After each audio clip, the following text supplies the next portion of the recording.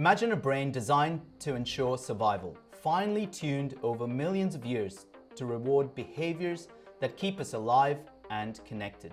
Now imagine that same brain faced with substances and activities that can bypass these natural circuits, providing instant gratification. This, at its core, is addiction, a hijacking of ancient survival pathways. Welcome to Psychiatry Simplified. I'm Dr. Sanil Rege, consultant psychiatrist and founder of PsychScene. Today we're going beyond the basics to explore the neuroscience and the evolution of addiction, including the neurobiological changes that underpin it. We'll look at how addiction moves through stages from initial use to compulsive seeking, and how the brain's circuitry changes along the way. So let's get started. To truly understand addiction, we first need to look at the brain through the lens of evolution. Our brains evolved to prioritize behaviors essential for survival, finding food, seeking safety, and forming social bonds. These behaviors activate the brain's reward system, primarily the mesolimbic dopamine pathway, reinforcing actions that enhance survival. But there's more to the story. To understand our complex relationship with substances, let's start with an intriguing question. Why do plants make psychotropic substances? You see, what's interesting is that plants produce chemicals to deter herbivores. Some of these chemicals disrupt the nervous systems of animals that consume them. Even small doses can have powerful effects. For example, a mouse that eats a coffee bean might not survive, while larger animals get sick and learn to avoid it. Yet, when we think about this evolutionary arms race, certain species adapt to these toxins. For example, the monarch butterfly caterpillar has evolved the ability to feed on milkweed and store its toxins, making the caterpillars and butterflies distasteful to birds, a survival mechanism. Humans, as omnivores, have a unique adaptation. We route potentially toxic compounds through the liver where they're broken down. This allows us to sample a wide range of plant chemicals without immediate harm. Although, of course, certain substances can still bypass this and directly impact our brains. So this brings us to the evolutionary mismatch and the vulnerability to addiction. So from an evolutionary perspective, novel substances can hijack our neural systems because these systems weren't protected from such compounds throughout most of our evolutionary history. Essentially, for our brains, these are completely new. The rapid availability of intense stimulants like drugs or refined sugar creates a mismatch between our evolved behavioral controls and the constant access to these potent stimulants in modern life. In other words, addiction isn't an adaptation. It's what's known as an epiphenomenon, a byproduct of how these substances exploit our chemically mediated motivational circuits. Humans have sought out psychoactive substances for thousands of years. Different drugs induce different states with various perceived benefits. For example, caffeine for alertness, nicotine to feel calmer, alcohol for social disinhibition.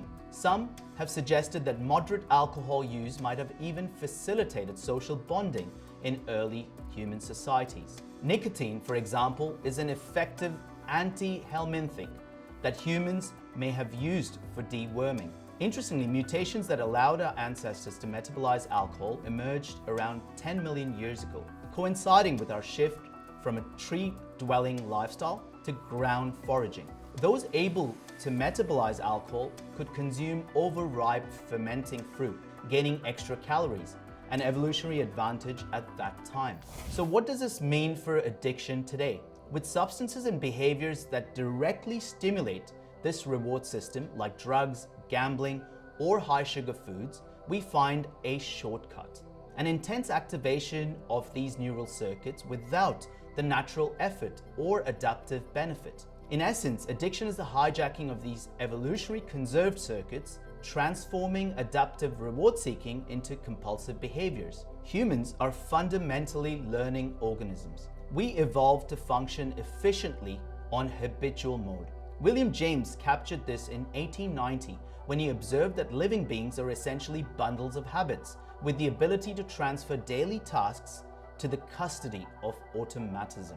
This transition, as we'll see later, is known as the ventral-to-dorsal shift, where goal-directed actions, initially from the ventral striatum, moves towards the dorsal striatum, essentially towards the habit part of the brain.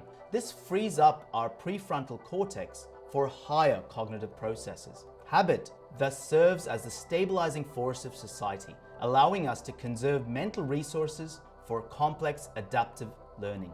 So therefore, our brain's propensity to form habits, which is an adaptation for conserving mental resources, also underlies our vulnerability to addiction. So therefore, when repeated exposure to a substance hijacks this habit-forming circuitry, what begins as a rewarding experience or liking can progress through distinct neurobiological stages, leading to compulsive seeking. So let's now look at the stages of addiction, where an individual moves from liking to compulsive seeking. You see, addiction doesn't happen in a single step. It's a progression through stages, each of which is marked by distinct neurobiological changes. The initial phase is often termed as the binge intoxication phase. Here, substances or rewarding behaviors trigger dopamine release in the nucleus accumbens, also known as the ventral striatum. However, as repeated exposure occurs, the brain undergoes neuroadaptations. Over time, this leads to a shift from the brain's focus from liking to wanting. This process is known as sensitization. Essentially, sensitization enhances the brain's response to cues associated with the substance, and therefore it makes these cues more salient or attention-grabbing for the brain. This shift marks the beginning of compulsive seeking. So note what's happened here. The individual initially started with liking because of the dopamine release in the nucleus accumbens, but is now gradually, through repeated exposure, moving towards wanting, where some of this behavior is being consolidated and there are drives arising from cues. As continued exposure to the substances occurs, and as environmental cues gain more power over our attention, making the substance itself or activities associated with it seem disproportionately rewarding. Now, when I use the word rewarding, it doesn't necessarily mean pleasure. Rewarding essentially means the consolidation of habitual behaviors as part of reward learning. Here, we're not just using the substance because it feels good. We're now seeking it out compulsively. This brings us to two important concepts in addiction medicine: incentive sensitization and incentive salience. Sensitization essentially means the heightening of the response to a stimulus. Salience essentially means a response to a stimulus that is attention-grabbing. In other words, as human beings, we cannot allow one or two stimuli to consume our life. That would essentially form the basis of addiction, where we are driven towards one or two stimuli only. So when we think about incentive sensitization, this refers to the brain's increased reactivity to drug-related cues, even as the pleasurable effects of the drug itself diminish. This is where the concept now of incentive salience comes in. Incentive salience is where the brain's assignment of high importance or salience to cues linked with the substance, such as, for example, seeing a bottle or the environment where one usually uses. These cues become almost impossible to ignore now because they're tied to the brain's powerful dopaminergic reward system. This is a really crucial point. The dopaminergic release, when associated with a particular cue, can consolidate the behavior very, very deeply. At this stage, the individual isn't just using for pleasure. They're now driven by an almost primitive primal urge to seek out the substance, triggered by these salient cues. This shift to craving and seeking is not just psychological, but deeply biological, rooted in the brain's altered circuitry. So what we looked at is the process of the individual moving from liking to wanting to now seeking. What happens neurobiologically is a concept known as the ventral-to-dorsal shift that I mentioned earlier. So as addiction develops, control shifts from the ventral striatum, associated with reward and learning, which is still goal-directed, relatively under the control of the prefrontal cortex. This now moves towards the dorsal striatum, which is involved in habitual behaviors. This shift means that the behavior becomes automated, driven less by pleasure and more by ingrained compulsion. This transition to the dorsal striatum is a process that frees up now the cognitive resources in the prefrontal cortex that we use for learning and adapting. The prefrontal cortex is also the part of the brain that would weigh up the risks and benefits and prevent a behavior from occurring.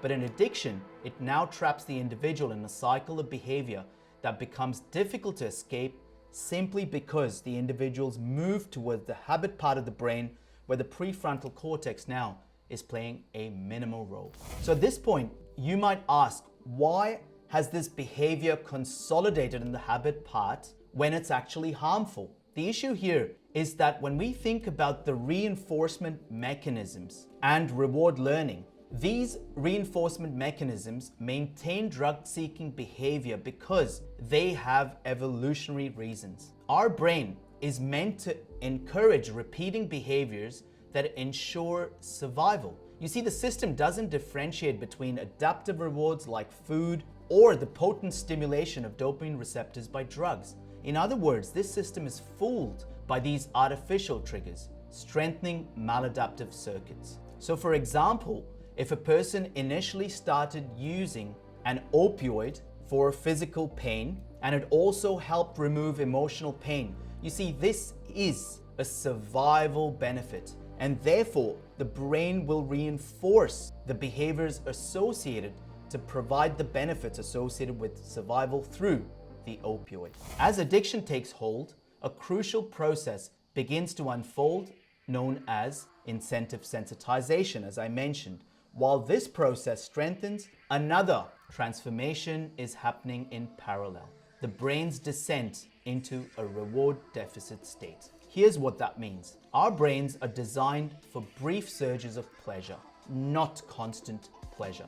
And we receive this pleasure from unexpected rewards. In other words, unexpected rewards come from reward learning, from day-to-day activities where we have monotony, but then we come across new things. This is what provides the unexpected reward and therefore the surprise signal or the euphoria in some cases, and this is mediated by D1 dopamine receptors, which when activated can generate a feeling of surprise or pleasure, or in some cases euphoria. For example, the first time you ever went on a roller coaster, for example, or bungee jumping, or another activity that you did for the first ever time. However, we know that the brain doesn't stay in the state for long because it has a mechanism to transform the unexpected into the expected. Why? Because continuous stimulation of these D1 receptors can be harmful. It's excitotoxic, leading to potential cognitive dysfunction. If you're a clinician, this D1, D2 imbalance plays a crucial role in a range of psychiatric disorders. This is something we delve deeper on the Academy, where in our courses on ADHD, depression, or psychosis, where D1, D2 imbalance forms the basis of tardive dyskinesia, for example, or in OCD, we cover these aspects in a lot more detail. So you can check it out on academy.psychscene.com. So coming back to this D1 receptor stimulation, over time, the brain adjusts. Each exposure to the substance results in a progressively lower dopamine spike because the unexpected moves towards the expected. When it moves towards the expected, we do not need significant dopamine spikes for reward learning anymore. Eventually, the brain learns to expect the reward, and dopamine release becomes less responsive to the substance itself. Let's move away from substances for just a bit to think about how we learn. The first ever time that we engage in a task, there is the unexpected that we face. This unexpected reward after we complete a task will lead to a dopamine spike. This dopamine spike essentially triggers off the early learning phase. As we rehearse, we repeat, we connect it to experience, we essentially develop expertise. What do we mean by the development of expertise? Essentially, what was unexpected, through rehearsal, repetition, our brain has now learned to solve that particular problem, or we've become experts at that task. What that means is the brain has moved this task from the goal-directed part to the habit part of the brain. So in other words, the D1 spike is not needed because that's only needed in the early phases of learning. We've now moved towards the D2 part of the striatum, where these behaviors are consolidated very, very deeply. I've covered these aspects in a few videos on this channel, but one of the videos where I touch on this in a bit more detail is the video on Messi, which you can check out here. So let's think about how this process consolidates addiction. You see, where it gets interesting is that the dopamine spike that initially occurred through unexpected exposure to the substance, the first time someone used methamphetamine or someone used the opioid and the pain relief occurred. Over time, what happens is that the dopamine spike now occurs in response to cues associated with the substance rather than the substance itself. And this has also been shown through imaging studies, through PET scans, that showed that drug-induced fast dopamine increases occur via cues as opposed to the actual drug. And this is what maintains the chronic substance use due to the individual attempting to achieve the expected reward, the conditioned response, but the individual does not get that through the drug anymore, but rather through cues that trigger off the seeking. This shift means that environmental cues, the sights, sounds, or even locations associated with substance use begin to drive the behavior. The substance itself no longer provides the anticipated dopamine surge, yet the cues around it become intensely motivating. The result? The person is now operating on a kind of cue-induced autopilot, with these behaviors bypassing the prefrontal cortex, the part of the brain involved in conscious decision-making, the part of the brain that helps us weigh up the risks and benefits. Essentially, they're functioning on habit mode, where behavior is locked into place, triggered by cues rather than a conscious choice. So let's examine what's happening here. On the one hand, we have sensitization, where the individual is operating on cue-induced motivational behavior. On the other hand, repeated exposure to the substance is pushing the individual into a reward deficit state, where dopamine responses to the substance continue to reduce. And the issue here is with repeated exposure to high levels of dopamine, the brain begins to downregulate its dopamine receptors to maintain homeostasis. This means that the individual requires more of the substance to achieve the same reward response, a phenomenon known as tolerance. But over time, even increased amounts of the substance fail to produce the initial pleasure that the individual is expecting. The brain now shifts into what we call the reward deficit state, where natural rewards like social interaction, food, or achievement become less satisfying. The individual becomes more consumed by the salient stimulus that is the cues and the substance. At this stage, the individual is no longer seeking pleasure, but is attempting to avoid discomfort or even withdrawal, leading to consolidation of the compulsive seeking and use. So what's happening in the brain to drive this cycle? So let's look at this diagrammatically. The process where there is sensitization in response to addiction. So we can see initially what happens as substance exposure continues. There is increased dopaminergic trafficking via surges of CRF, so the stress response, norepinephrine from the amygdala, i.e. the heightened stress response. We have glutamate, dynorphin, provides sort of the dysphoric affect, and you can see there is an increased subjective sense of stress. This is essentially mediated through the emotional arousal pathways, i.e. amygdala activation. And note what happens as we move forward. Glutamatergic sensitization. Glutamate plays a really important role in the consolidation of behaviors via its interaction with the dopaminergic pathways. And as this continues, what tends to happen is the continued dopamine stimulation from the drug's pharmacological effects promotes continued ingestion because of the drive, the seeking behavior, and it strengthens conditioned behaviors. What that means is moves towards the habit area. But as it continues to move forward, the individual then enters into a hypodopaminergic state. And this is what we can see here, is that there is a heightened anti-reward state characterized by fear or anxiety or heightened stress response or increased activity of the salience network, a drive to the cues and to seek the substance. But on the other hand, at the same time, what's happening is that the individual's moving into a reward deficit state characterized by anhedonia and amotivation. So over time, what tends to happen is that the individual's trying to actually prevent the negative state, and it's the prevention of the negative state that drives the addiction rather than any seeking of pleasure anymore.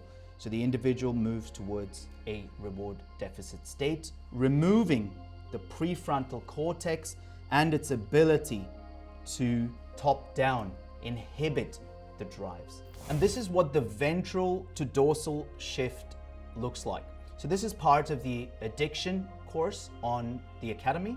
So as clinicians, if you want to delve deeper into addiction, do check that one out. We can see here that what began as the engagement of the ventral striatal circuits, where the prefrontal cortex still plays a role, goal-directed behaviors, over time it moves towards the dorsolateral striatum, the dorsal striatal circuits. So we move from impulsivity to compulsivity with habitual behaviors. So we can see here that as addiction progresses, it's not about willpower. Because when we think about willpower, we're talking about the ability of the prefrontal cortex to inhibit the emotional drives, the drives towards seeking out the substance. Here, this is a neuroadaptation where the individual no longer is able to control the underlying primal drives to seek out the substance. And this is why addiction is often considered a disease state, because there are neuroadaptations in the brain. This does not mean that we cannot shift the individual through treatment towards regaining control. We can absolutely do that, but this requires a multi-pronged biopsychosociocultural diet lifestyle approach. So what we saw is that the reward deficit state and the anti-reward state that occurs through sensitization moves the person towards what is called the dark side of addiction. Here, the brain's stress and reward systems are out of balance. Levels of dynorphin, a neuropeptide that reduces dopamine and increases the state of dysphoria, a sense of discomfort and dissatisfaction, now becomes prominent. In this state, the person may use substances not to feel good, but as mentioned, simply to feel less bad. Here, individuals seek out substances to escape the discomfort. Now, the mechanisms I've discussed don't only apply to substances. They also apply to behavioral addictions, such as pathological gambling, internet addiction, compulsive shopping, binge eating, because they also activate the same neural circuits. This reinforces that addiction is less about the substance, but more about the brain's response. So with those basic principles in mind, how do we address addiction? You see, effective treatment for addiction aims to restore the balance within these circuits. So we have pharmacotherapies. Pharmacotherapies can help stabilize the brain's reward and stress systems by focusing on reducing cravings and mitigating withdrawal symptoms. And treatment proceeds in phases. So initially there may be the detoxification phase where we minimize those withdrawal symptoms. But subsequently, when working in addiction psychiatry, we know that most of the underlying drivers, the self-medication reasons, the reasons for why the individual is using substances, for example, emotional regulation, these come up at around week 3 or week 4. And therefore, time is extremely important in addiction psychiatry. So for example, in alcohol dependence, we use medications such as naltrexone. So what naltrexone does as an opioid antagonist, it is able to block the reinforcing effects of the opioid on dopamine release in the nucleus accumbens. Similarly, we have buprenorphine in opioid dependence or opioid use disorder. So these are just two examples, but we also know that agents such as GLP-1 agonists, such as semaglutide, also known as Ozempic or liraglutide, these agents are used in obesity or diabetes, but they also have anti-addiction properties. Why? Because GLP-1 agonists also act centrally by reducing dopamine. We also use topiramate, which acts through a similar mechanism by reducing the dopaminergic activity in the nucleus accumbens. These agents have benefits such as reducing binge eating, for example, reducing the craving for alcohol, and a range of other benefits that, of course, we're learning a lot more about. Next, we also think about psychological therapies such as cognitive behavioral therapy, contingency management, motivational interviewing. Here, we are essentially focusing on the prefrontal cortex regulatory function, helping the individuals regain control over their impulses. But note here, if the individual has moved towards the dorsal shift, whereby the individual is predominantly operating on habit mode, where the prefrontal cortex isn't really in control, we've got to take that into account. Here, the individual requires pharmacological intervention to strengthen their prefrontal cortex so that the prefrontal cortex can start taking some control over the dorsal striatum. Here also, we know that because these habits are driven by the emotional arousal and the emotional needs of the individual, we've got to think about strategies for emotional regulation, distress tolerance, etc. So therefore, the aim is to move the individual from compulsive seeking back to goal-directed behavior, back to the prefrontal cortex taking control over our goal-directed and habit parts of the brain, enabling individuals to reclaim their lives, so to say.